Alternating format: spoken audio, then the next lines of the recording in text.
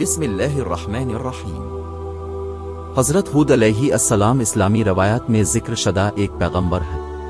وہ اسلام کے پیغمبروں میں سے ایک مانے جاتے ہیں، لیکن قرآن میں ان کی کہانی کی تفصیل کسی دوسرے پیغمبروں کی کہانیوں کی طرح نہیں ہے، جیسے کہ پیغمبر محمد پیغمبر موسیٰ علیہما السلام کی کہانیاں۔ حضرت ہود علیہ السلام کی کہانی کا مختصر خلاصہ درج ذیل ہے۔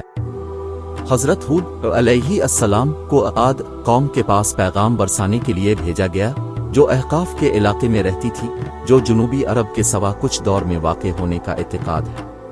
عادی لوگوں کی مغروری اور بدکاری کی وجہ سے مشہور تھے۔ حضرت ہود کا مقصد عادی لوگوں کو توحید کی طرف بلانے اور ان کو اپنی غرور، بت پرستی اور اپنی گناہگار روایات سے چیت دلانا تھا۔ انہوں نے لوگوں سے صرف ایک خدا کو عبادت کرنے اور صالحیت کی راہ پر چلنے کی پیغام دیا۔ ان کے امکانات کے باوجود عادی لوگوں نے حضرت ہود کے پیغام کو نظر انداز کیا اور اپنے کفر اور گناہگار عملوں میں مصمم رہے۔ انہوں نے حضرت ہود سے خدا کا عذاب لانے کا دعویٰ کیا تاکہ وہ ایک سچے پیغمبر ہیں۔ ان کی تقاضوں کا جواب دیتے ہوئے خدا نے ایک تباہ کن ہوا بھیجا، جو دن اور راتوں تک تشدد کرتا رہا۔ یہ ہوا ایک شدید عذاب تھا جو آخرکار عادی لوگوں کو ختم کر دیا، حضرت ہود اور ان کے متقدین کے سوا، کیونکہ وہ خدا پر ایمان رکھتے تھے۔ حضرت ہود کی کہانی غرور، کفر اور خدا کی ہدایت کو نظر انداز کرنے کے نتائج کی یاد دہانی ہے۔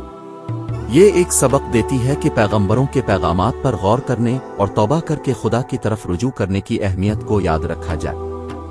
حضرت ہود کی کہانی کی تفصیلات قرآن میں ملتی ہیں، خصوصاً سورۃ الاعراف اور سورۃ ہود میں۔ آپ کو اگر ہماری ویڈیو پسند آئی ہو تو ہمارے چینل کو سبسکرائب کریں اور بیل آئیکن کو بھی دبا دیں۔